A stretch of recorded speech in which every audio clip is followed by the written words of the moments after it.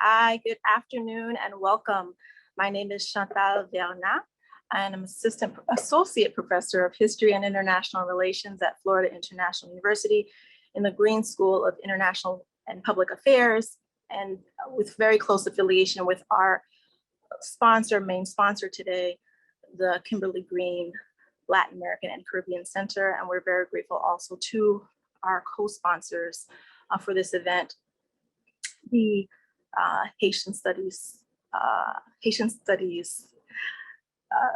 Program of Excellence, as well as many other partners within our FIU community. We're thankful to our guests here who are partners both based in the United States as well as in Haiti. And we're looking forward to a conversation today that will really help to add layers to what has been buzzing in the news and is what our typical knee-jerk reactions to any type of news coming across our the US in particular, but many other places in the world radar about Haiti. And so I'm very glad to be here, welcoming you here with, first I'll introduce Mr.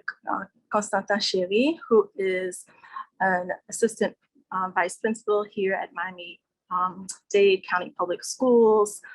Also, we're very excited to know that you are also one of our FIU alum, and perhaps even more importantly, a very important voice in reporting based in Haiti, both in the past and in his own affiliation with Radio Classique, but also more currently as an independent journalist. So thank you so much for joining us today, Mr. Chéry. And then we have Professor Nadev Minar, who is also LAC affiliated faculty, contributing to our Haitian Studies program in the field of literature. And we appreciate her role as one of the lead partners at the École Normale Supérieure, which is the primary institution for training, educate K through 12, Nadev? K through 13? Secondary. Secondary, okay, K through secondary education in Haiti. And also an important translator who has done a lot of important translation work for many texts that are currently coming out. And most recently, Haiti and its Detractors, which this is probably a prime time for that text to be coming out. And also our award-winning editor and reporter and leader in the community, Mr. Gary Pierre, founder of the Haitian Times. We're very grateful also to you for your participation today. We're actually going to start with Mr. Pierre, who will offer us just a basic primer on what the current events that have brought us here today are. So if you don't mind kicking us off, thank you so much. And sorry, one bit of housekeeping. Participants can participate simply by commenting in the chat and in the Q&A. The Q&A will be visible to the panelists. And if you at any point would like your comment to be identified, then you do not identify, you do have the option of indicating that it is an anonymous comment. And we'll be at different points in the program looking forward to your participation. So in the meantime, please feel free to let us know that you're here and where you're participating from. Mr. Pierre. Thank you, Chantal. You could call me Gary. Mr. Pierre was my dad, and he passed away. So, well, thanks for having me. And this is unfortunately under these circumstances.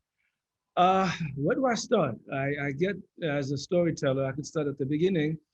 I got a call around 4:30, 5 o'clock in the morning from a reporter in Haiti. He was apologizing profusely for calling me at this ungodly hour. And then he told me that the president has been assassinated. It took me a while to process the information because I didn't see that coming. It was something that we know that Haiti is a very volatile place, but we haven't assassinated a sitting president since 1915, and that was the last time. And we didn't do that much in the past. So it was really counterintuitive, and in the fog of the moment, sort of knocked me out. And then immediately I called the managing editor and I told her, and we got the staff, we woke everybody up. And basically we've been working around the clock nonstop to provide the coverage that we think is deserving of the story. And in many ways, this is one of those moments where I think it justified my decision to leave the New York Times to start the Haitian Times, because we need the kind of information that, people in the United States, Asian Americans and others who follow the Haiti story, to have a modicum of truth. We've seen since the incident, the government has been feeding us a lot of, to put it nicely, misinformation. And so we've been spending our time trying to debunk this information, as well as giving our readers the information that we can verify. And so this is where we are, as they try to play sort of like cutesy with the story and try to spin the story out of their control, because they underestimated the ability of the media writ large to really see through this transparent move that they're trying to pull. First of all, if you look at the way they're handling this so-called suspect, it's very, law enforcement and people will cringe, because you don't keep suspects all together. You have to separate them, first of all, and make sure that if they are indeed suspect, they're not talking to each other. They're not coming up with an excuse. And there's all these flaws that I can see with the naked eye. And to me right now, there are more unresolved questions, and I will shoot some of them out. For instance, how many guards were there at the time? How many gates had to be breached before they enter the premises? What did the guard respond? Did the guard respond to the assault? Why were some commandos in the Taiwan embassy? Why was there more bloodshed? Those are key questions to get to the bottom of what happened, because the killing of a president, of a sitting president, is not a small thing. It is very dangerous, and we have to take it seriously. I am really heartened to hear that President Biden has asked the FBI to go down to Haiti and get to the bottom of it. I'm fairly confident that we can get some answers from that. Thank you so much. I'd love to invite Professor Menard, if you could just share with us tell us, for those who don't know, when you think of Haiti, what comes to your mind, and how does that lend meaning to, what's the lens through which you are experiencing this moment right now? Well, good afternoon, everyone. It's great to be here with you all, despite the circumstances. I don't know that I think of Haiti. I would say rather that I think through Haiti. I'm based in Haiti, although I'm not there right now. And so my perspective is always grounded in Haiti. And so this, with the presidential assassination, I can't say that it was something that I was expecting, but at the same time, it's not completely shocking when you put it in the context of what has been happening in Haiti over the past few months and years. I mean, we have seen unprecedented events. There have been gangs parading in the streets in the middle of the day, fully armed, with no police reaction at all. The wave of kidnappings, murders, it's just been every day and relentlessly for weeks, months, years now. And so this assassination seems like the culmination of all of that. And so thinking from the perspective as someone who is living in Haiti and is living through all of this, it seems, I mean, obviously it's a very concerning, unfortunate event, but at the same time, it seems almost like this is what we were headed towards. And for years, there have been many people and organizations and associations trying to say that the situation is out of control, and this is what we're dealing with on the everyday. And it seems that we were not heard, or not heard as widely as we should have been. Thank you for that. Mr. Sherry, can you share with us from your preferred perspective? And we know that not from the perspective of Miami-Dade County Public Schools, but more from you as an individual and as a reporter, educator, and a reporter. Good afternoon. I'm happy to be here and happy to speak. As a Haitian citizen, Haitian American, I'm observing and watching what's going on in Haiti, and it is a despicable act. It's a tragedy. It's It's unbelievable to see what's going on there. But from this perspective of an educator, I'm looking at it as a great loss for the country, a great loss for humanity. It's a crisis. It's an international crisis. It's a country. It's a president who's been assassinated. I agree with Nadev of the situation in Haiti. It didn't happen overnight. We saw something coming. We would never believe it would go to the point where a sitting president in his private residence with all the security, all the layers of security that is there, for people to just go there and then do what they did, assassinated the president and attempted to murder his wife in Haiti. This is extremely, extremely bad. Haitian people, they are extremely reluctant. We are survivors. We will go through it. We will understand. That's not happening for the first time. If we look back in history from Dessalines in 1806 to, I would say, Sylvestre Nave later in 1870, to, I would say, 1912, LeConte Cincinnatus, and 1915, Villebrin Guillaume Sam, I should say. So, and today we're looking at the assassination of President Jovenel Moïse. It's part of Haiti's tradition, but it's over a century since the last one happened, and nobody would expect something like this would happen. Now, there are questions to answer, so many questions. We have a lot of speculation at this time. Many people are talking. Social media is killing us. I heard Gary speaking of this. Social media, and they are relaying all kind of fake news, all kind of information that we don't want to hear, but that's what we're having, and sometimes we think of it as confusion. Now, going back, looking at Haiti, looking at the population, looking at the Haitian people, we are at a loss for an explanation for what's going on, for what's happening there. I know education has been the biggest victims of that situation, and they'll continue to be a victim in Haiti with that learning loss in Haiti. And every time we have situation like this, the first group that is the biggest victim are the students. That's education. So right now, the people are trying to digest, trying to understand. It's a shock. It's a shock for everybody. It's a shock for everyone, just to try to understand what happened, what just happened in Haiti. And those people they are showing on television, who are they? Where did they come from? How did they get access to so much in Haiti, so much access? How do they enter the country? Haiti, you can only get to Haiti by water, by sea, by land, if you are from the Dominican Republic, since we are an island, and by air. So how did they get to Haiti? Who gave them access to get to the country? All those weapons they are showing, if those weapons are there in Haiti, how did they get there? Haiti can make many things, but they don't make those sophisticated weapons. They don't have them there. So we need to get to the bottom of this. We need to, as a people, we need to understand exactly what happened in Haiti. Thank you. So we just really started off with a rich set of commentaries and questions, and we're also already getting some important questions in the Q&A chat. So I'm really going to try to be as dynamic as possible as moderator. I actually want to start interject one of the questions that come from Q&A and turn back to you, Gary. There's a question: is this considered a coup d'etat?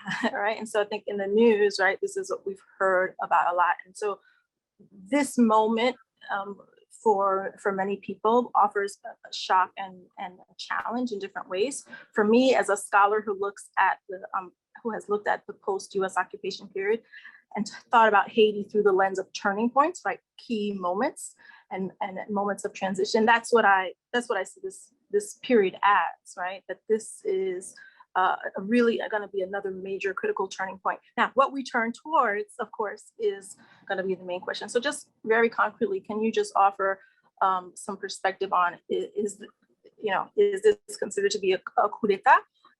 And if not, if yes, why? If not, why not? Well, I don't think it is a coup d'etat, because the coup d'etat is a specific definition for coup d'etat. It is when the opposition to a sitting leader overthrow that leader, be it deadly or not. So in this case, it was an assassination, not a coup d'etat. It's very simple as that. Because if there was a coup d'etat right now, you would have some type go on national TV and tell the nation that as of this moment, we are in charge, and take it from there. This is not happening. This is a classic case of an assassination. And as I wrote today in my column, this was not a political. Please, there's nothing to do with politics. The only thing political about it is that the victim was the president. This was a personal hit job. Who did it? I don't know. And like I said, we may never find out. The FBI is there, but they're not God. they may not get to the bottom of it. Even if they do, they may not find whoever did it. Who knows? A couple of points that I want to follow up on. One thing I want to amplify what Mr. Constantin Chéri said. Yes, there hasn't been one complete academic year in Haiti since 1981. None. There's always a period where there's no school for a month. Sometimes it goes for months, sometimes weeks, but there's never been one where the school year was complete. So it is a tragedy in its own. I can add to that, Gary, if you allow me. It's not, I agree with you, it's not a coup d'etat. There is no claim of responsibility so far. It's just like you mentioned it, whenever there is a coup d'etat, there is a group. There is a group of people who claim we did that and we are in charge, we're in power. And right now, because it's not even a coup d'etat, we need to even look at what's going to happen after that. Right now, we're in limbo. Nobody knows for a fact, for sure, what's going to happen in Haiti. We don't have a sitting president of Supreme Court, they call coup de cassation in Haiti. We don't have one. He just died of COVID not too long ago. We do not have a clear prime minister who will be the second person after the president of the Supreme Court to go into to replace a president.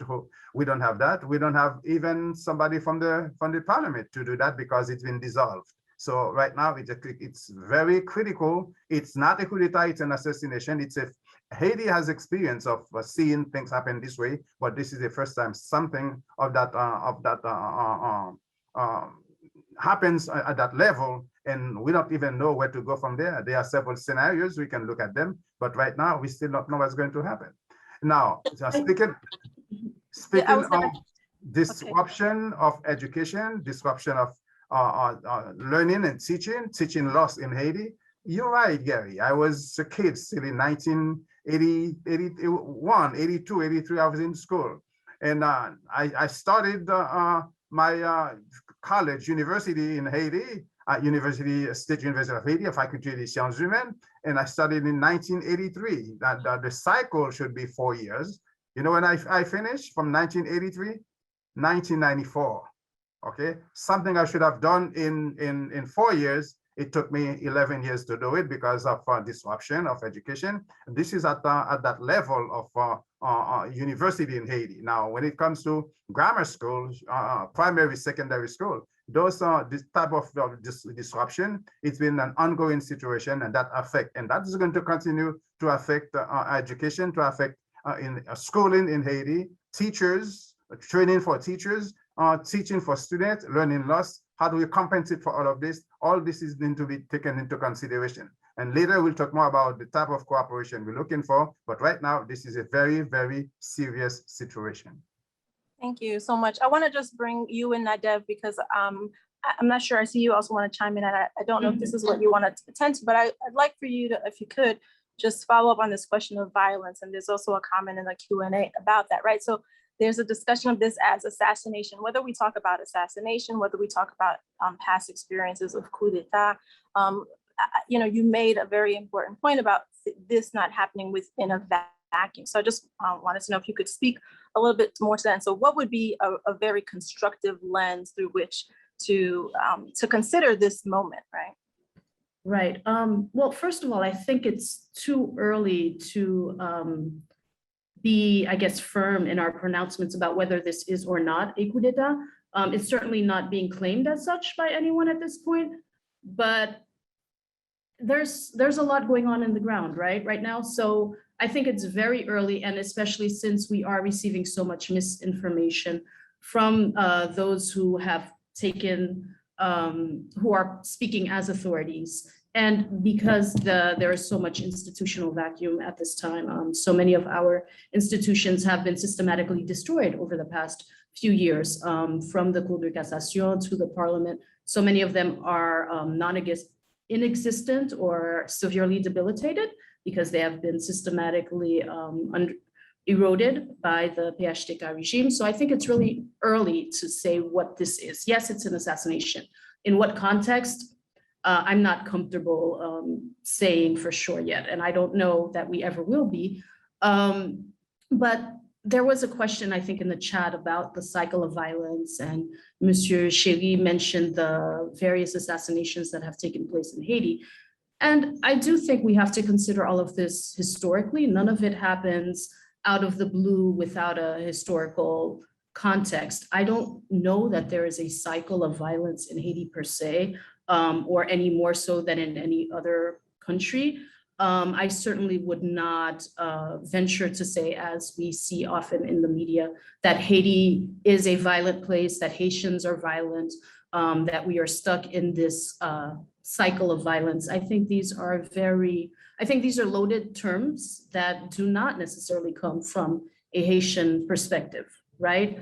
There's violence everywhere. The past couple of years have shown us that, right? When we think about the United States and what we've seen over the past few years, I mean, I don't think we can claim that Haitians have some kind of privileged relationship to violence, or that a cycle of violence would be something that is inherently or exclusively Haitian. So I would not speak of cycle of violence. Yes, there has been a lot of violence in Haiti. Why? Where is it coming from? Who is causing it? Who is benefiting from it? What is its impact on society? I think these are the questions that we need to ask. But I don't know that we can get out of a cycle of violence without first accepting that that's how we want to define ourselves and our lives. And that's not something that I choose to do. Can I say something about that? Sure, but Well, I agree 100% with Naved, excuse me. Haiti doesn't have a special relationship with violence. The U.S., has gone to a gun violence epidemic. We have massive shootings happening all the time. But to not talk about the violence in Haiti, to me, is irresponsible, because it is real. And we have to. And the question is, why are Haitians putting themselves in a situation time again, so that those words are being used? So let's not blame the messenger. Let's look at it where it's going, whether it's what is being said is true or not.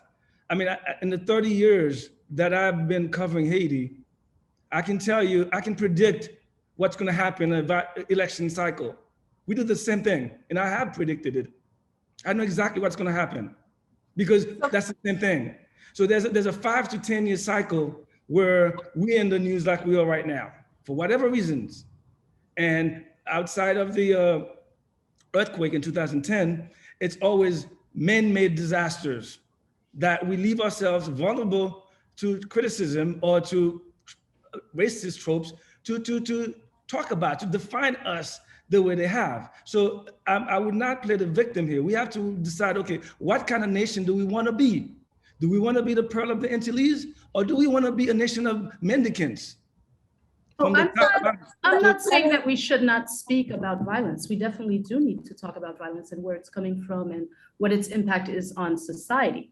I'm saying that I don't think we need to define Haiti and Haitians as violent. When you think about mass shootings, for example, the United States is the country in the world that has the most mass shootings. They are frequent, so frequent that often they are not in the news. However, when people speak of the United States, they do not say this violent country, the United States. They talk about a superpower. They talk about this and that, right? So there's a difference between talking meaningfully about what is happening, and that includes the violence, of course, yes. I live with the violence all the time. So I don't think that we can ignore it. I don't think we should ignore it. But I'm saying that is not the only or primary lens through which we should talk about Haiti or Haitians. That's what I'm saying. I agree. So I I- think I was just going to interject real quickly. So I think that this is important and it touches on an aspect of the conversation that we were really looking forward to having today, which is, what are the depictions or misperceptions of Haiti that are quite frustrating, right? That are actually really counterproductive, that keep our, divert our attention from the actual circumstances, right? So and this has happened since the revolution, right? So the discussion of the Haitian revolution as violent, right? In the absence of discussing about how violent the colonial period was, right, is misplaced. And to talk about the violence within Haiti without what wonderfully Mamir Prosper and Mark Schuler have recently talked about in their piece about how there are more guns now in Haiti than there were, before the, the the UN mission to help supposedly de-arm and eliminate violence in Haiti. So I'm just wondering if we can kind of point to the things that are more constructive in the recent past that help us to understand concretely what's underneath this violence, what is happening, what is underneath the things that are in the news that need our attention, so that we can be able to understand, not just the symptoms, but really, what are the causes, the disease, so to speak. And again, sorry, I'll stop. I believe that we need to look at the different lens to look at the culture of violence or the violence of the culture. In Haiti, we're looking at violence lately as we've never seen it before, we've never heard it before. And it seems that there is a tendency, the forcing upon the Haitian population, the Haitian people, to accept violence today to the point that it's something normal, but it's not normal. I mean, I've watched the news. I've been in the news as a reporter, as a journalist. I'm looking at people taking it as if it's normal. I've seen people going through Martissant in the south section of Port-au-Prince going to the south, looking while people are shooting. I'm looking at people trying to ride the tap, okay, and the bus going to the destination. They need to, stick their hands out and show that they're not armed while people are shooting at them. And I'm looking at people walking on dead people on the street, on the road, and they take everything as normal. In Carrefour, at that park in Carrefour, we have thousands, not 10,000 of people leaving their house, leaving their place, and going to being refugees in their own city, in their own country, in their own place. They live in the house because we have armed bandits, we have gangs fighting each other. All those gangs are being armed by who? By, I don't know, but people should know, because with everything that's been happening in the past few months, with the deterioration of the whole situation, they have not called anyone, they have not arrested anyone, they have not done anything in terms of a country, in terms of a police, in terms of a government, instead of a country with an army, the so-called army in Haiti. They have not arrested not one person from those gangs, from those bandits terrorizing the population in Haiti. All those weapons, they're showing off on social media, on television. They're showing the type of, the caliber of weapons they have, the ammunition they have in Haiti. Haiti does not make weapons. Haiti does not fabricate those weapons. They come from somewhere. Somebody is making them. Somebody is bringing them into the country. They allow this violence to continue, and nothing has been done. And that creates, again, this climate of insecurity in Haiti, to show that the people have been killed. Not long ago, that was last week, they killed about more than 20 people in Haiti, including some journalists in Haiti. Nothing has been said. No one has been arrested. So it seems that the culture of this violence, they want to put that into our throat and says, hey, this is what it is, and it's going to go there. Now, we can look at it from this standpoint. If now they can kill, assassinate freely anyone in this country. It started with kidnappings, with ransom, with anybody in this country. Nobody is safe. So when that happened and nothing is done to stop it, and most people in Haiti, they know where it's coming from, nothing is done, to the point that it's so easy to be done. Now they even go to the private residence of a president and assassinate that president, This is the culture, that violence. It's not just the violence of the culture. In our culture, it's not actually, we don't have a culture of violence. At the beginning, Haitians, before even independence, Haitians had to defend themselves to claim their freedom, to fight the enemy. But they had to defend themselves in that perspective. Right now, what's happening in Haiti is extremely bad, extremely wrong. That's to be corrected. We cannot just say that, hey, there is violence in Haiti. It's a people of violence. They put the stigma into Haitians as to you are the poorest country in the hemisphere. That's what you hear on television all day long. Now you're gonna tell you are the most violent people in Haiti because of perhaps social media is also helping with that by portraying what people want to show on television, they want to know. But the reality is completely different from what we're seeing in Haiti.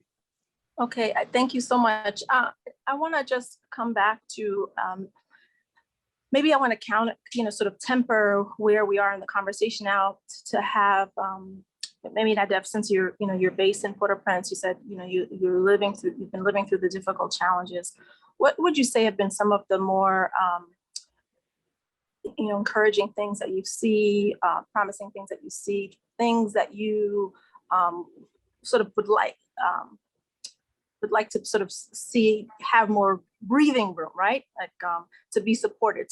So if we were talking about something that doesn't get attention in the news or in personal reflection and conversation, how would you add that as a layer to the conversation? Right. Thinking back to Constantin Chéry's, the comments he just made, I noticed the pronoun they. All of the things that you're describing happened under the PHTK regime. So these are the authorities that were there to counteract this violence, to do something about the gangs parading in the streets, and nothing was done, as you said.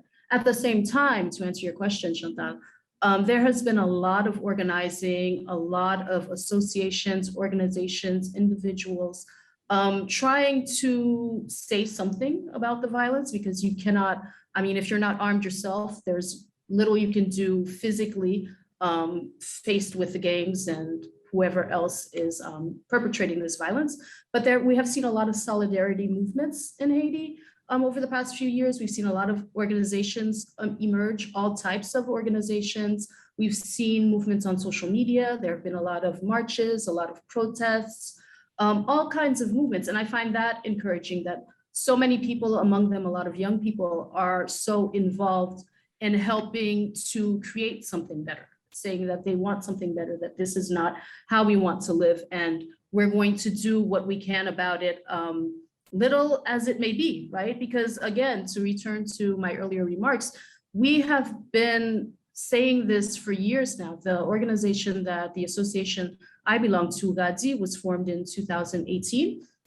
And we started to combat inequalities in Haitian society. That was our main focus. But at the same time, this is when the latest rounds of violence began escalating. This is when there were more and more egregious events happening, perpetrated by the PHTK regime. And so we had to morph and join into organizing that was more political in a sense, whereas that was not our primary intention. So you have a lot of people who have been moved by what's happening, who are directly impacted, and who want to make a difference. Now, what difference they are able to make within the context, that is something that we can debate, but it's certainly not the case that Haitians are indifferent to the violence or that we have done nothing as a Haitian people.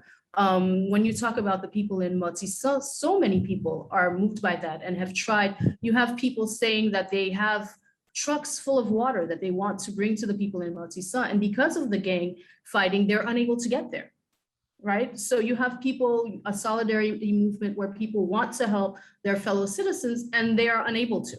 So I think it's a very complicated situation, but I'm encouraged by the fact that so many people are involved and do want better and are doing what they can to get there. Gary, I'd love to hear from you, since you yourself and you have your team on the ground in Haiti, what you have observed and seen in that same vein, like that organizing and mobilizing, or even just programming that has been taking place that needs some support. Well, you are very familiar with the chaos theory. in a chaotic situation, somebody makes a lot of money. So why is Haiti always in chaos? Because it is.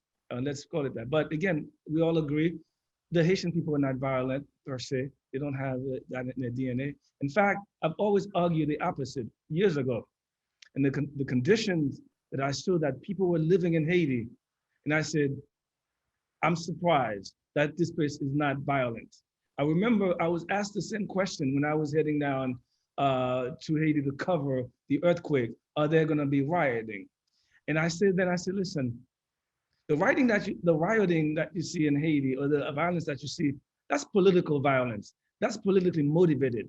People don't go out and decide they're going to loot and stuff. No, this is organized because the Haitian people are not violent, like no more than any other people. They are forced into this condition. When you look at the videos of these gangs talking, and I don't know, I don't know them. I don't know but they make a very compelling argument. We don't want to be in a gang, but we don't have any schools. We don't have any healthcare. We don't have anything. We're suffering. Can somebody please help? No one has helped them. We've really, the upper class, the bourgeoisie, the political class, have really absconded their responsibility to the nation. They have this little scheme going on. The diaspora takes care of their families and friends. The NGOs take care of those who are totally at the bottom. And then, they're fine. The rest is middle-class people who are working and upper-class businessmen. That's it. They don't care about the vast majority of people. So that's why this cycle is repeating itself. At some point, even the most patient people, Job, we're told in the Bible that he was patient, runs out of patience. I think what you're seeing right now, the Haitian people have said enough is enough. Things got to happen, okay? There's been too much oppression of the Haitian masses. This is what we're seeing right now.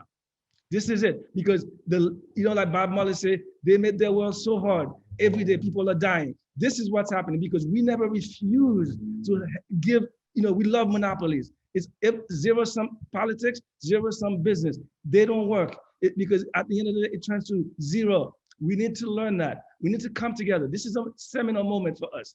We missed the last one, but this one, let's not miss it because it's clear. Haiti has been unlivable for everyone. You cannot hide in your mansions up in the hills anymore because they can come and get you. They can cut off your way to Miami. You can't get to the airport. You can't get to Jacmel to go to the beautiful beaches of Jacmel because that road is cut up. You say, no problem, I'll take a plane. Well, what happened the other day? A plane crashed, 6 people died. The place is unlivable. Now the Haitian people have to decide, all of us, even including the diaspora, that what can be done. And this time it needs to be a serious conversation without the Blanc. The Blanc could be watching, saying, what can I do to help? But the leadership has to be taken. Enough talk. I've been talking for 30 years. I had enough already, people. It's time we stop blaming people, look at ourselves. What do we need to do? What do we need to do as Haitians? We are so damn smart that the other day, we elected 4 new Haitian Americans to the New York City Council in less than 30 years. That progress. It doesn't happen if you have violence tendencies, but we have to get together. Come on, find a common ground. What do we need Haiti to be? I'm tired of having these intellectual conversations about who we are, what the thing. No, let's get the ball rolling. Let's roll up our sleeves and get going. Turn Haiti into what it should be. So I think, right, when we talk about roll up our sleeves, I think part of what I heard Nadeb saying is that people have rolled up their sleeves and their hands are dirty, right? Like they're doing things. And I just wanted to give an opportunity to you, Constante, if you could share with us what you are hearing. You have experiences both here stateside as well as in Haiti. What are some of the ways that people are offering support to one another? I think it's very important to think about that type of support on an everyday basis, and that would then translate to today. This is the time when it's most needed in Haiti, and it's being done. We need to bring together all institutions in Haiti. I mean, it's a work to do. We need to be very inclusive in what we do. We need to look at institutions such as justice in Haiti, looking at churches, we're looking at schools, we're looking at everyone who can contribute. It's a humanistic. I just want to interrupt and say, is in your experience, could you share perhaps an example of a church or an organization that you have come to respect and trust based on the work that they're doing, or or certain families, that sort of thing? We have several organizations. We have in Port-au-Prince or in the provinces. In the South, where I'm from, I've known organization who from the United States who bring stuff to help education. In the Northwest section of Saint Louis du Nord, in the Northwest, we also know an organization called Les Louisiens en Action. What they do, they work in the United States, they collect everything they can and they take it there to support schools in that area, in that region, they contribute. So when I say every institution should be part of that movement, we do that. For instance, to be more specific, in Martissan, Fontamara, Carrefour, Obele, where people cannot stay in the house, in the houses anymore, they have people who meet them halfway with food, with water, with sleeping supplies for them to actually wherever they are, people who take other people in the house. But right now, my point is we need to change. I agree with Nadev and with Gary. We need to change the narrative. The narrative needs to be changed, not just within us Haitian, but also with all of us in Haiti and also outside the country. We need to change the tone, change the narrative. We need to have some sort of interconnection with everybody else to assist us. We not in we are an island, but we're not actually we are interconnected with everybody else. Haiti is part of what we call the United Nations. Haiti is part of the OAS. Haiti, what's going on here should be, it's an international crisis. It's also an international crisis. I believe that while we are very optimistic that there are things that we can do, and we are going to do that. The country is not going to die. I've seen in 2010 with the earthquake, people put themselves together, they join hands, they join elbow to help each other. And everybody thought that was going to change. That was the bell has rung for Haitians to get together as a people again, to live, to cohabitate. But that did not last long with politics inside and opposition and division inside the country. We going to have a shift the paradigm. We're going to have difficult conversations, but we need to get together to move forward because our country cannot remain the way it is today. Violence is not going to continue to divide us. We need to get together. Something needs to be done. Those weapons, those guns, those ammunitions that are everywhere in the country now, everywhere you go. Back in the days, you used to say, okay, I can go to the provinces or the countryside, it's safe. It's no longer safe. Just like Gary mentioned, you are safe nowhere in Haiti, wherever you are. They take that battle to you in the mountains, they take it in the provinces, in the remote areas and everywhere. But what needs to be done, what I've observed as a people, as Haitians, we're gonna have to get together to involve everybody else. Somebody mentioned we need to. Sorry, I gotta interrupt you. Sorry, if you don't mind. Sorry, just to kind of move things forward a little bit. I actually you mentioned sort of involving everybody else, and I wanted to just ask Nadev if you could speak to. There are a couple of questions in the chat about the role. There's 2 points, right? One is the role of the international community, broadly speaking, and the other is specific to the diaspora. And I think this is this is a particular.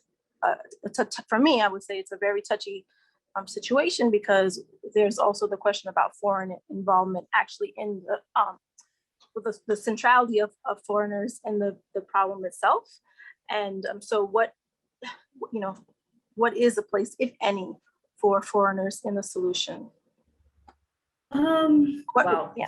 Okay. Yeah. And maybe sorry, I was going to say maybe if it can help to ground it, what are some examples that you have seen where this has been constructive, right? What have you, Well, I think the best way for me to approach your question is, I hear a lot about Haitians coming together and we need to change and things we need to do, and I'm all for personal responsibility and individual responsibility.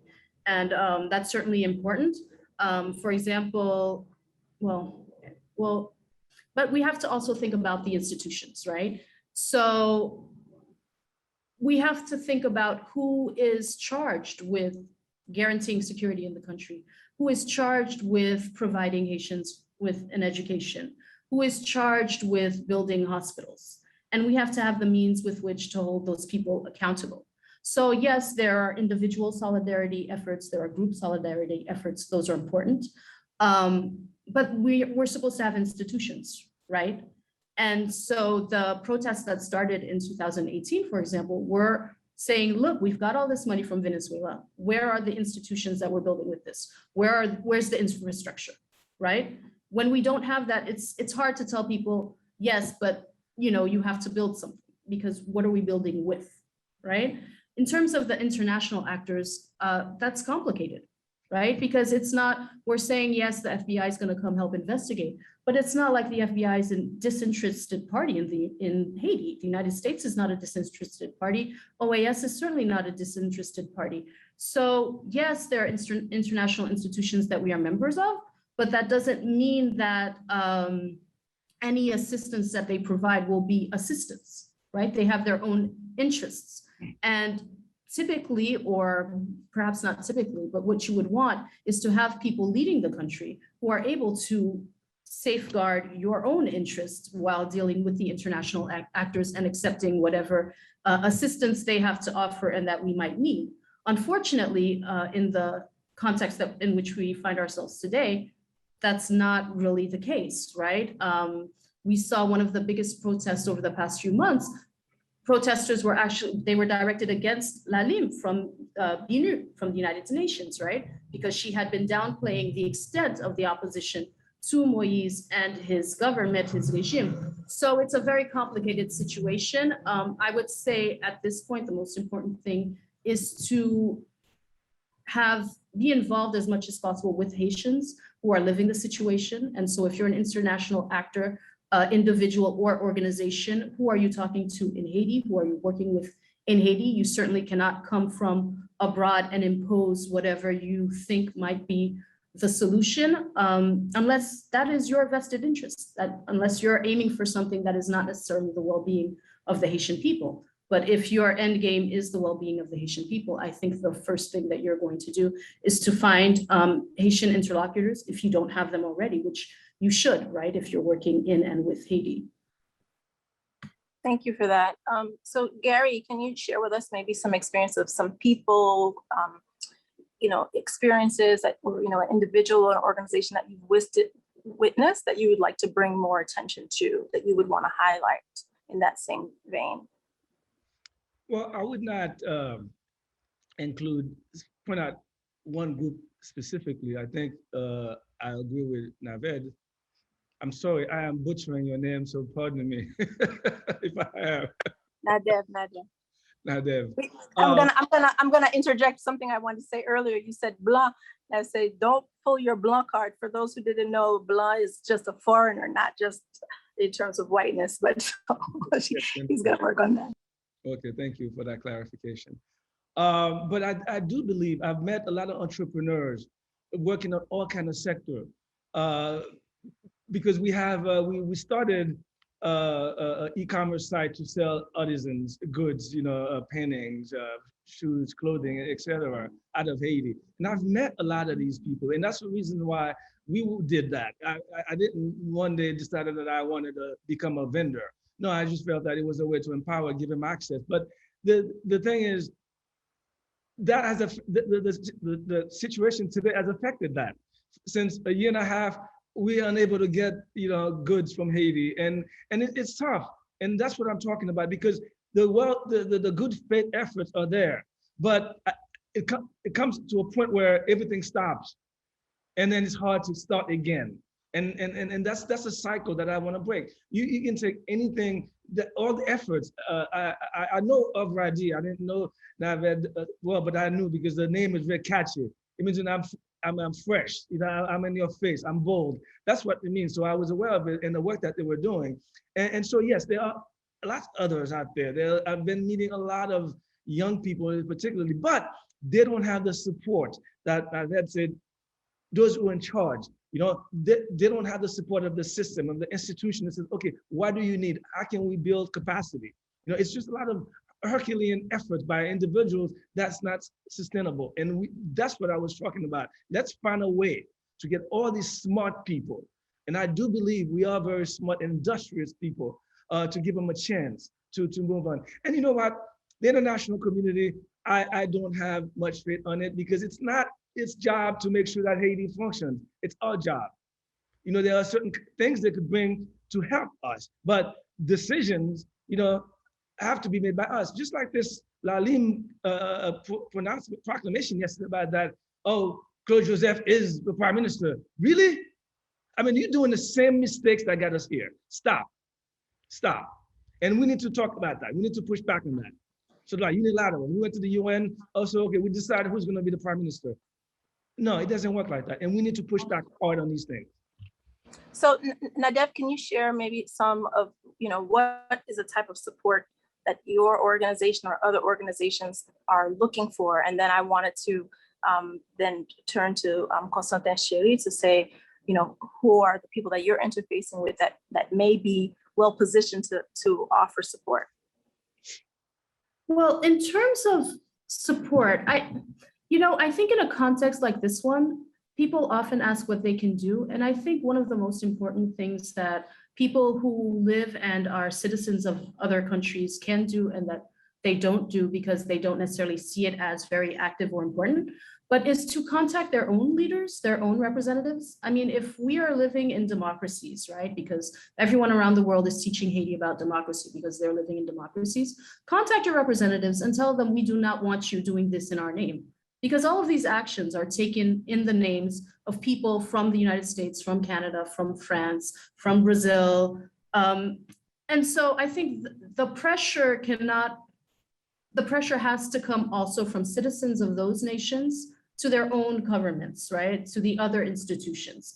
Because I can ask for more amplification of our voices, and that's happened, right? Gadi has written petitions, we've had people circulating them, signing petitions, et cetera, but that only goes so far. That only has so much weight.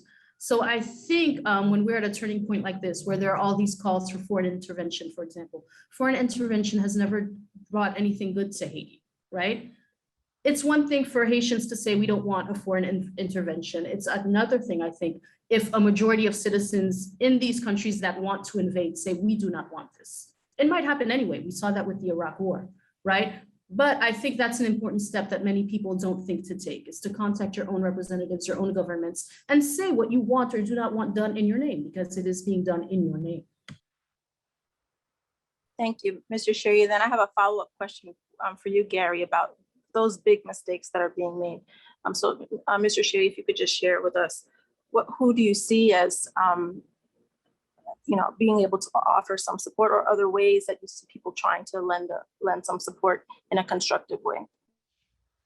I'd like to believe that we need to count on ourselves first for support, and we need to support ourselves. We need to be given opportunities to support our country, our Haiti.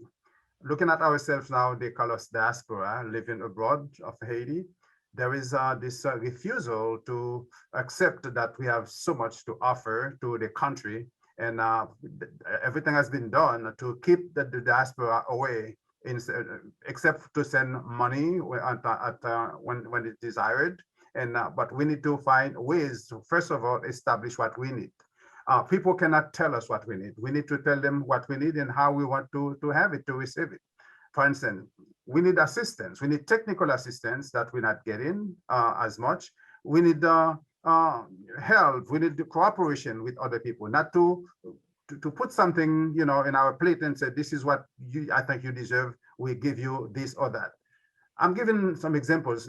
After the earthquake, do you know how many millions, if not billions of dollars that were dedicated to Haiti for reconstruction, and this and that?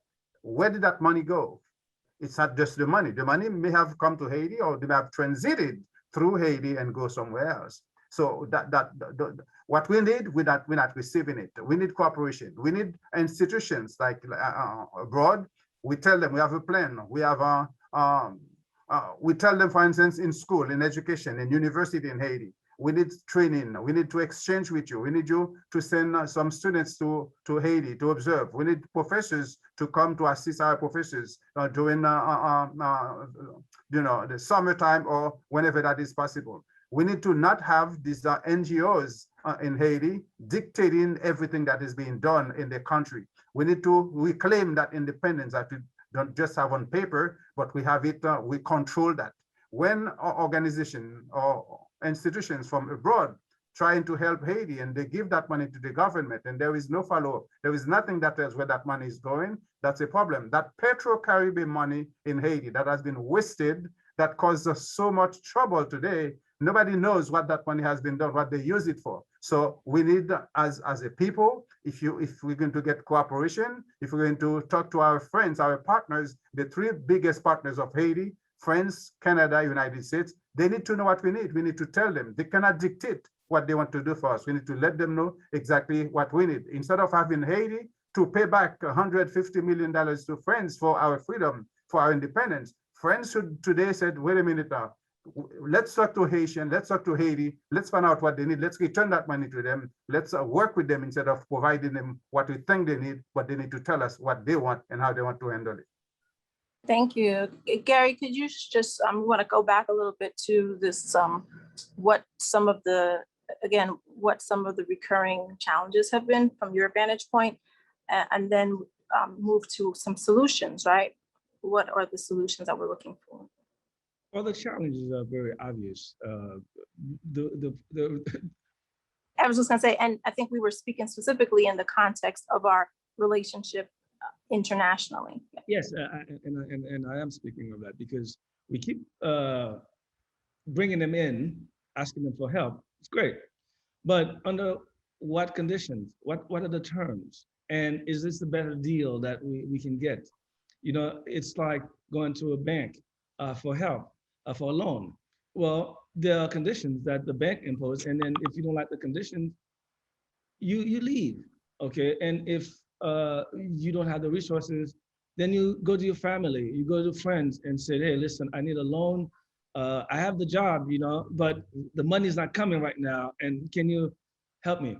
And this is what we need to do. We need to treat the international community as a bank that's not giving us a loan. And if they do give us a loan, it's a predatory loan. It doesn't really get us anywhere. It gets us into more debt than it actually solves. And we need to see that it's that game for what it is. You know, and I get it. I understand that the OAS members, they have their own problems, okay? CARICOM, for instance, this is the point I want to bring back to CARICOM, of which we are a member, right? So under the laws of CARICOM, under the agreement, you know, it's a one market. Should be free movement of people from one place to another. Well, all these other countries are putting visa restriction on Haitians. You can't go there. Everyone but Haitians can go there. And these are the things that we need to be speaking out against forcefully and get these people on the record for who they really are. And we think about the white people. We think about, you know, the Americans, the Canadians, the whatever. But what about the Jamaicans? What about the Trinidadians? What about the Guyanese? What about the Bahamians who are mistreating Haitians in their country and not telling us we can't come there, okay? And so I'd like to talk about that. Those are people in the neighborhood, people in the block that are treating us like that. And we have to really point that out because they are our neighbors and they are treating us just as bad as anybody else that we want to call the imperialist. Because when it comes down to it, they see us within the same prison. And this is why I'm saying that we got to change this narrative because it's not just the American, it's not just the Europeans, it's everyone who's looking at us like that. We have few allies. The one ally that we had, we turned our back on it, Venezuela. And we were talking about Petro-Caribbean. That money, for those of you who are not aware of it, it's Hugo Chavez gave Haiti a sweetheart deal where it gave the government total monopoly to sell oil and then take the profits to reinvest in, you know, infrastructure work. Well, what Rene Préval did his job, did his part. By the time Michel Martelly and this guy who was assassinated on Wednesday, they really pillaged the funds. Where now groups like ID and others are asking, where is the money? What happened to it? They have, you know, all kinds of mock-up for projects, stadium, things, all kinds of things. None of them were done. And now they can account for the money. So the reason Hugo Chavez did it this way, because he felt that it was insulting that, you know, the Europeans, the Americans were not giving Haiti direct aid. the government. That's why you have the proliferation of all these NGOs in Haiti, because they are a de facto, okay, part of the Haiti's government imposed by the US and other allies, right? So the late Hugo Chavez said, no, this is not going to be. Haitians can and should manage their aid. And you know what? We made him look bad. We did exactly what the Europeans said we would do with the money. We embezzled it. And this is a shame. But I want to just Can I say it's something important. really Sure, just a quickly? second. Just a second. I just wanted to say, I think it's important, Gary, so we, right? So it's Well, like that's you what I was said, gonna say. name- Not we, name it the wasn't names. me. Yeah. It wasn't me. Haitian. It was Michel I'm saying we Martelly, it as was Haitians. Jovenel Moise, it was Pierre Chika, it was not me. Of course, but we are Haitian. I'm talking we in a Haitian sense. Okay, No, but it was not we. It was not we. Well, okay. Okay, But so no not, one so- accused anybody directly. I'm talking about the government. I said, we as a government, But why would you use the word we, where you were not involved in that? Like, I think we need to place the responsibility with the people and institutions who actually did these acts, this is a huge deal, right? So why would you say we? It's not a collective responsibility. Well, it's a government responsibility. And so The government, but we're not saying. members of the government here. That goes without saying. So I was talking about Martelly, Préval, those are the government. Yes. But so at the end of the day, I am Haitian. And so I'm not responsible for everything that a Haitian person does. Of course not. But I'm into the Haitian ballot. So we did it. So just like when hold on, just like when the Haitian soccer team does well, what do we say? Oh, when somebody's with Naomi Osaka, but hey, we can't step away from the bad one and say we're not involved. I know we're not involved, but if we're gonna take credit for Naomi Osaka, Wyclef Jean, Edwige Dantika, and on, then this is on us too. Okay, well, I think that's very different. But the reason I think the we in this instance is especially, uncalled for or problematic is because you have Haitians who had taken the money, the government, right, and misspent it. And you have Haitians who have been asking for this money, who have been demanding accountability because they were the ones who were supposed to benefit from it, right?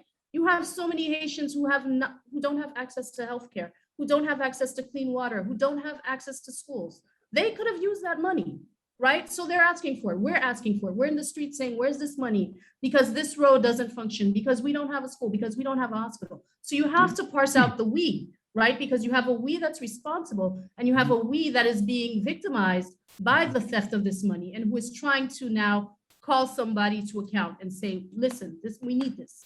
But the reality is, where the money is. Michel Martelly is the main architect of the embezzlement. We know that. So asking where it is, you need to get Martelly. I'm saying it on the record. We know where's the money. We know what happened to it. There's a report that tells us what happened to it. It was embezzled. Okay, so this whole idea, where is it? No, we know where it is. We know what happened. So I think the next step is to get some kind of accountability. Bring them into justice. That's the fight. So I do want to interject on this point, Gary, because I think that, and I think it's actually a really sort of compelling parallel that you want to propose, but I think it falters, right? Because we could sort of say we want to embrace a we behind Naomi Osaka, but at the end of the day, we know that she's the one that's on the court, not us, right?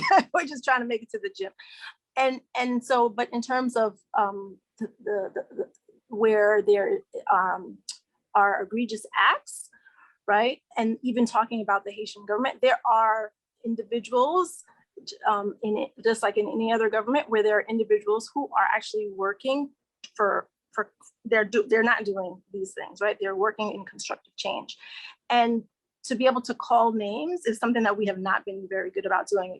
One of the questions that I've been getting, in this past week is about, will there be accountability for the assassination of Moise? And I would say, just like there is a need for accountability, not only for Moise, but for all those whose lives have been lost in Haiti throughout the different periods of time. We have not seen that historically. And this is, again, an opportunity in, moving forward for us to call names and hold people accountable. Because I think if we do that, then there's a likelihood that it can't be just under the mask of, oh, the government. And then somebody can say, oh, well, it wasn't me, it's part of the government, right? So I just want to add that. I do want to be able to move to the question and answers. There's so many great questions, some of which we've sort of, I hope the people who posted questions will indulge me in terms of as a moderator, we've touched on quite a few of the the different topics with regards to international organizations. I really appreciate what has been said with regards to the Caribbean community, because there are, okay, just the same thing when we think about these umbrella, we need to parse things out. We do have individuals within the community. One question came to us here from South Florida, from Marlon Hill, who would be the best person or entity, Haitian or non-Haitian, to act as an envoy conduit to help preserve peace and security. What is the Caribbean community, if any, right? So we've touched a little bit on that. And I think that is another point where we say it's not just, Jamaican people or Trinidadian people or, Martinican people exclude us out, but to say who are the agents advancing particular policies in respect of and in support of Haitian people. There's a question, a very interesting question that I don't follow entirely, but just in terms of public health. And so I'm just wondering if any of you know about public health concerns at this particular moment. I'm sorry, it's like clicking for me now. I think that question is probably specific in terms of COVID related. How, we haven't even mentioned the word COVID in this whole conversation, right? Like, what does it mean that we are actually in the middle of a pandemic season at this time? How does that play a role in this moment? Yeah, I spoke to my cousin this morning, and she was saying that we're still in the midst of this COVID spike, right? Because for a long time, there had been fewer cases in Haiti than expected. And then in recent months, I would say around April or May, cases started to rise, scaringly so, I would say. And so apparently that is still happening. But I think the COVID situation is a prime example of why we cannot say that everyone has equal responsibility. People who travel are able to travel out of the country and get the vaccine if they have access to a country where it's being freely given. The vast majority of Haitians cannot do that. So if you do not have an institution or a government who is acting in your best interest, who is bringing this vaccine to you, for example, what are your defenses? So it's great for us to talk about individual responsibilities and what people can do. But at the end of the day, the institutions that represent us and that are responsible for us need to do their jobs, right? Because otherwise the society is the one that is going to suffer. I agree, they must be held accountable. In Haiti, the numbers that we are seeing today, they are numbers of probably people working for the government who died, people with a name recognition in the country. That's all you know. But the actual number of people in Haiti dying from COVID or suffering from COVID, we may never know this number. We must hold our authorities, our officials accountable for what they do. There was a point where the organization, the World Health Organization, was providing vaccines to countries. Haiti was one of them who said they didn't want it. They did not accept it. They had to send them to other countries. At that moment, COVID was not as prevalent in Haiti. But now here's the situation. And those who have the means, just like you mentioned, Nadev, they can travel. They can, buy an airplane ticket, travel to just get a shot, or get 2 shots as the cases requires it.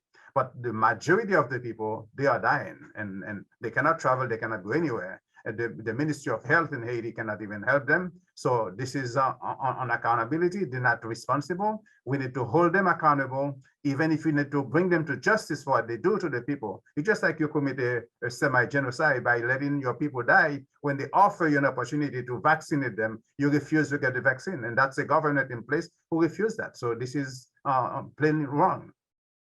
Yeah, I think that's an interesting point, because even myself, I was somebody who had pause on that in a way that I hadn't anticipated, because at that time, the vaccine that was being offered was one that had a question mark around it, right? So I think that added to, first of all, questions about vaccination period, with which those of us who are, Black people particularly, anywhere, not just in the United States, but in the world, will know that public health has not been necessarily on our side. And so it's been very important in this moment for there to be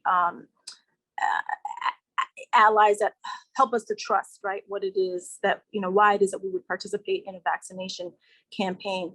I'm just curious to know, I'm also just wanting to say that actually that for those who want to help, it seems that what I have observed is that whether it is during the earthquake or in most recent past or any other moment, individuals who have capacity, it's been about community-based mobilizing that has helped to generate concrete and constructive approaches to solutions. So, if there's something that's working in your community outside of Haiti, and you are able to make connections with people who are also doing something constructive in any province across the country, then that type of partnership, right, is an opportunity to usher in, whether it's a vaccination campaigns.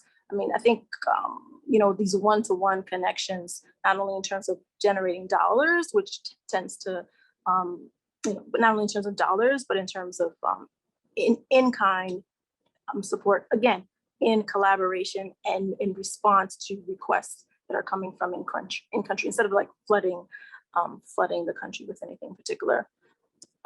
Okay, I wanted to also, there was a question specifically about the post-earthquake period. What is it that was expected after that?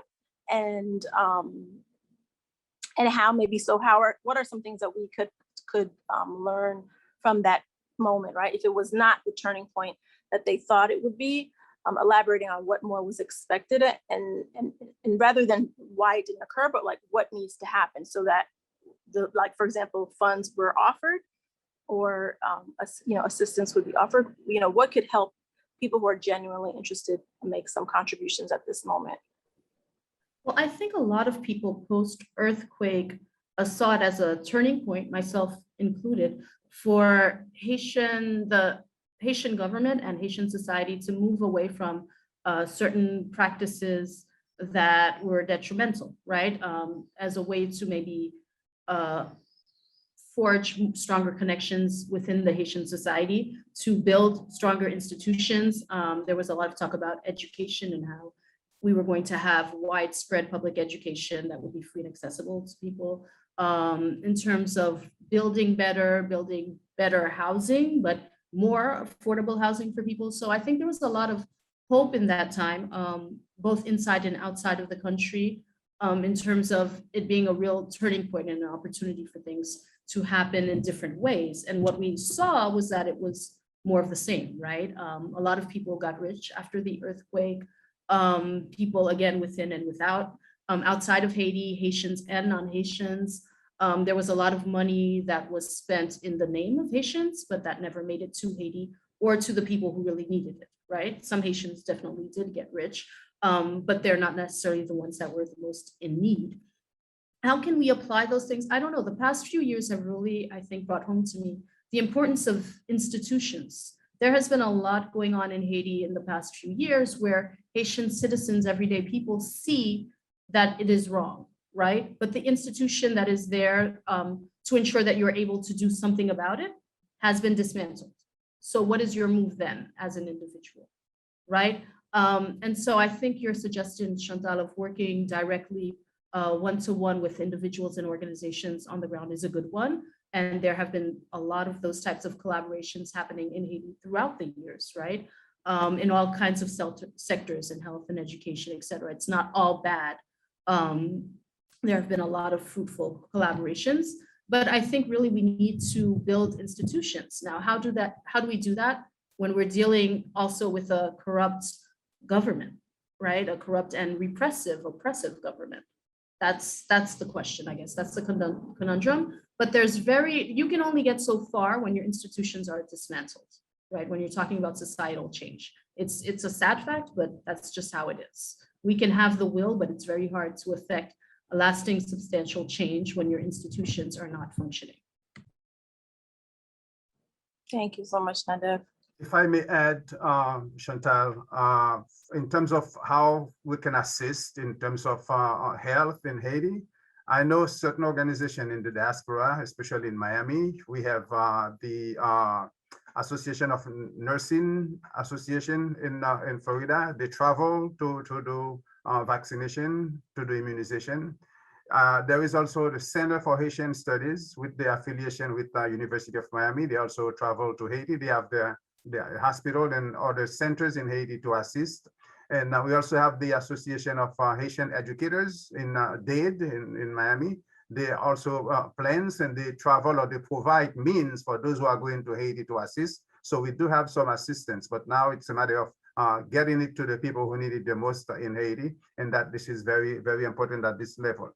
Also, holding people accountable and responsible. If I may go back for a second to this. While Haitians are suffering, why students cannot go to school, there are not enough schools in Haiti for children to go to. But it happens that with the remittance, every time Haitians send a dime, $10, $20 in Haiti from the government of Michel Martelly, they take like $1, $1.50 on everything you send to Haiti. Pretexting with the only alibi is that they're building schools, they're helping students, they're helping people. That doesn't happen in Haiti. So at some point, the diaspora, while they need us to help, to assist, they need to stop sending money to put in the pockets of those officials, of those politicians in Haiti, when this money is not going to the people who need it the most. Why should every time you send $1, $10, $20, $100 to Haiti, the government has to take $1.50 or $2 off of it to put in their pocket? Nobody knows who is managing this money. Nobody knows what that money does for real. So this is a waste, and we are very complacent by sending this money to them, make them rich and richer to do whatever they needed, while we're not helping actually the population of Haitians in Haiti.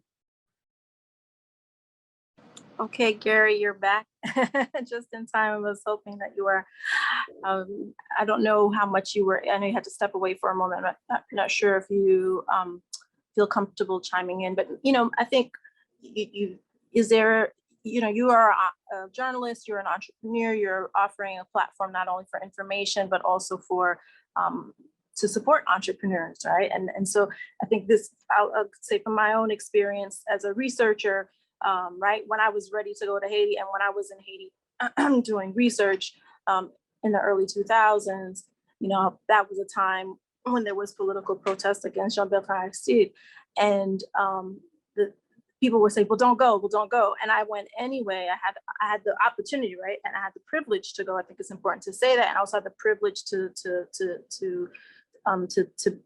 take care and to have, networks that help me navigate the situation, and also to learn how life goes on. People have a livelihood, and people, like Nadia said, people are living with difficult circumstances every day. So I'm just curious to know for you, how would you encourage, like in this very difficult moment, for people to still remain engaged, and to your audience, right, which is like members of the Haitian diaspora, to remain engaged, to stay tuned to the news, and to use it in a constructive way, to be part of the solution, as opposed to part of perpetuating the problem of outsiders always thinking they know better than people who are living on the ground. I apologize for having to leave the webinar, but I really had to take this call. So again, apologies. I mean, I think we are engaged. I mean, I was talking to a colleague the other day. I said, every time two Haitians get together, we start about the soccer, about the football, whatever, and then it's about Haiti. We talk about Haiti. We're trying to assess what's going on. People want to understand it. What can we do? And people are looking for ways to engage constructively. I mean, to Naved, Jesus Christ, I'm sorry, Dev point, we need to have partnerships with good folks in Haiti. Those who are doing the work that need support. Too often, our support is kind of misguided, or we're not really well versed with what's happening on the ground in Haiti. There's got to be a meeting of the mind, and perhaps that's my challenge as a media person, to really make sure that these people are connected, that this group knows what's happening over there, and so we can present an alternative, because we have the good people in Haiti. We have people in this country who are interested in being part of solution. So, and the question is not how do they get together. I truly believe that it's not something that idealistic, but people have to talk to get things done. We have to have good faith. We have to trust each other, and so we have to start building there, because it's a long process. It doesn't happen every night. People don't connect immediately, because you don't. But these relationships have to be developed. One thing I heard you guys talk about the earthquake. What happened after the earthquake? A lot of young Haitian Americans went back to Haiti with the idea. Look, I just graduated from college, or I'm 3 years removed from college. Whenever I want to go back, I want to do something. This is for my country. This is my people. My parents, all they talk about is this place. So I want to go and make a difference. I'm sad to say, most of them came back dejected. But one of them I met last week is doing great work in agriculture despite the conditions. He's up in the provinces doing papaya farming and really doing something really tangible, because they really believe. And I think, one thing I say all the time, I say, look, you look at Ireland. Ireland was the purveyor of the most refugees, immigrants in the world in the 1800s.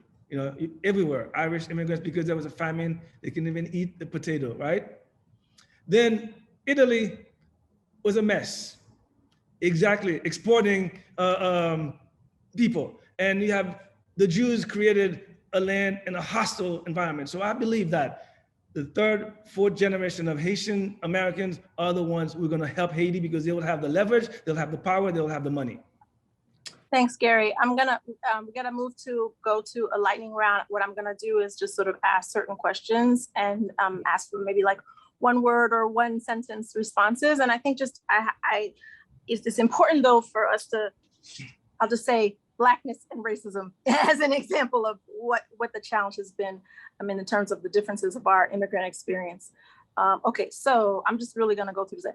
Quick question, do you think there'll be a state funeral? Yes or no? Probably. Okay. Okay, question is, do you believe that the situation is under control, as the Prime Minister has said? And what do you think about how the mercenaries were caught? It's a very volatile. Question, no, not under control. No. Not Okay, even close. go ahead. Not even close. Okay, and about how the mercenaries were caught? Theater. Yeah, we can't do that. Yeah, okay, that's a good word. I was gonna say we Okay, can't do theater. that in 1 or 2 words, but theater's good. Okay. This is great. Okay. Can you speculate about how world leaders will interact with future presidents of Haiti? How can world leaders trust the bilateral relationship will continue favorably without that protection? I think world leaders will continue as they have been in the past. It'll be more of the same, unless citizens of Haiti and citizens of those other countries influence their respective governments to change that dynamic. Agreed. To what extent do you believe this assassination threatens Haitian sovereignty? None. I think it does, especially the people who are showing on television in Haiti. Most of them are coming from Colombia, and Colombia is part of the United Nations. So there should be some question asked to the Colombian government as to why so many Colombians involved in that assassination. Okay, and there was another question of that with regard to that. So I put that in the chat for those who want to follow up on that. If there's a connection between Colombian and Haitian armed groups, what do we make of that? Can I break this script for a little bit? Okay, if you keep it brief. Remember that Jovenel had brought in some Colombians to help him deal with the gangs. I'll say no more on that. Okay, thanks for that. Okay, these are comments. I'm going to stick to questions. What are the implications of the Biden administration choosing to recognize Claude Joseph as acting prime minister? More of the same. More of the same. Yeah. Okay, how can foreigners be apprehended so fast, but we still can't get kidnappers, gang leaders, and gangs? That's the $1 million question. I think it's a question of interests. Okay, I was trying to get the, Okay, I pushed the wrong button. Next one. Which of the two, in your opinion, best describes Jovenel Moïse, dictator or Democrat? How much responsibility does he have in the fact that the other Republican institutions, such as the Supreme Court and Congress, aren't currently functioning? I feel like we answered that question. Right, major responsibility, yeah. You go ahead if you can answer briefly. Oh, I said he has major responsibility in the dismantling of those institutions. Okay, I thought Constantine was chiming in. I can't see you guys because I'm on the Q&A thing. Okay, what is the reason behind the assassination of President Jovenel? Can anybody even begin to answer that? Gary said it's personal at the beginning. He has his piece published today in the Haitian Times on that, for those who want to check it out. Ongoing investigation in the Haiti. L'enquête sur poursuit. Absolutely. Ongoing investigation. And we look what happened. It goes and goes and never stop. Yes. Two questions. How can we be sure that that it is the president's party that is the source cause of the recent increase in violence, and has the current interim president? What happens next to determine who should succeed Jovenel Moïse? Well, about the government, first of all, there are reports that had established certain ties, but also the PHTK has been in power for the past 10 years. And so it was their responsibility to do something about that climate, right? Regardless of where you think these arms are coming from and all of that. So I'll just say. Yes. One clarification. Claude Joseph is prime minister, is not interim president. He still retains sorry, I'm prime minister, but who's the head of government, or basically as of this moment, he is in charge. Or he's taking his. Yeah, well, this is a joke that I tell that I think is appropriate, that after Reagan's assassination, Alexander Haig, who was the Secretary of State, went on TV and said, as of this moment, I am in charge. So, that's similar moment. Okay, Nadav, Leonie Hermantin wants to know, should Haitians trust the diaspora? I mean, the diaspora is vast and varied. I see all of these comments about the diaspora. It depends. It depends on who in the diaspora. The diaspora is wide. Yeah, I would add to that. Those who are too eager, stay away from them. Those who are telling you that they're leaders, stay away from them. Those who already have flyers ready to run for president? Stay away from them.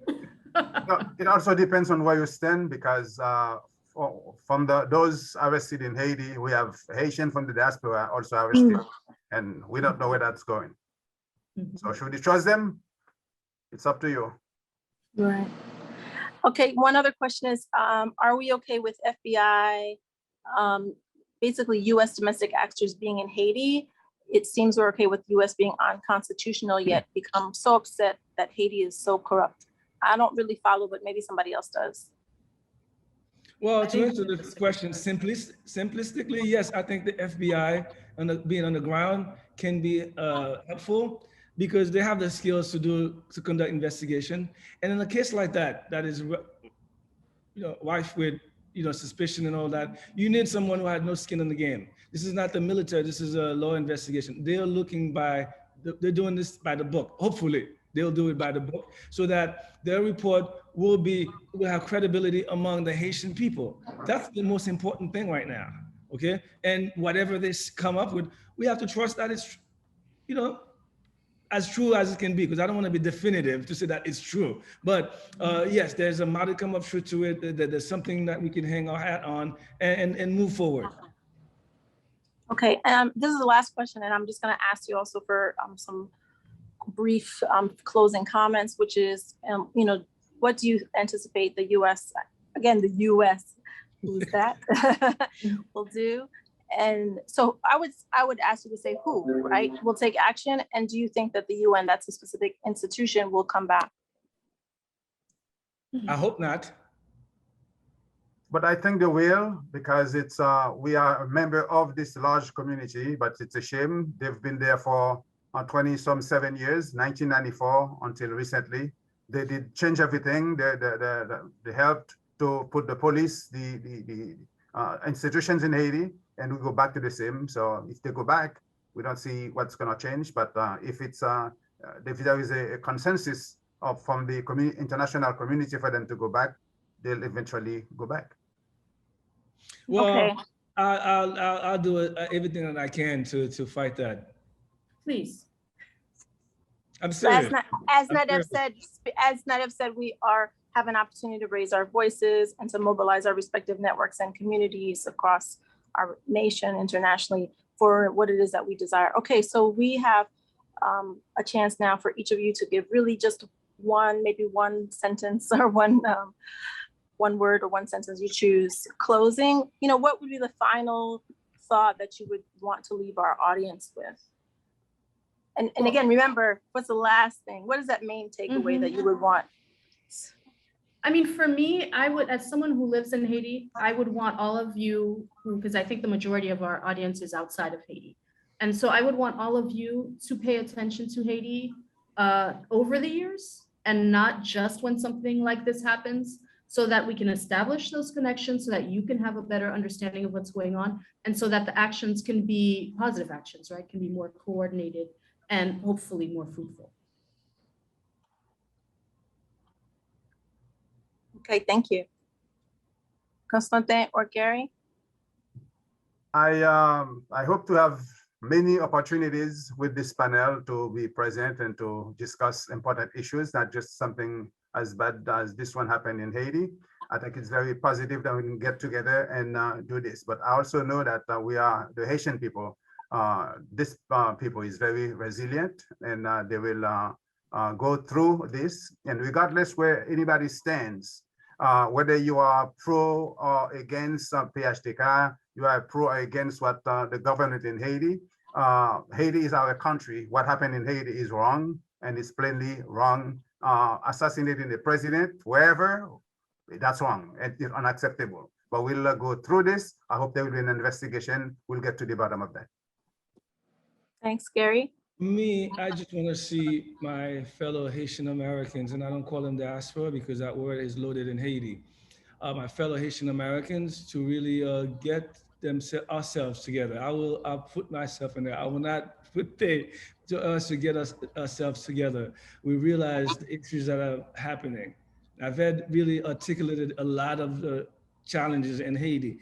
And hopefully we need to pay attention, listen to people like that and see that what do we need to do? What do we need to do and here, okay, to support the work that's being done by people who have had enough and want to change and who don't want assassinations and gang running a country. That's not a country. And then we should have the rule of law should reign. And so the diaspora has a role to play, and sending money is not it. Don't feel good about it because I send money. Okay, no, that's not enough. In fact, I would say don't send money to invest. Give the people a chance to be creative, invest. That's what I did personally. Okay, just invest in people, not just giving them money, thinking that you're solving the problem. You become part of the corrupt system. That's what we are. We are part of the corrupt system that Haitian government have set up. And we fall for it because we feel good at the end of the day, because without us, a family wouldn't eat. That's not enough. That's welfare, as we call it in this country. And so welfare does not develop any place, even in the United States.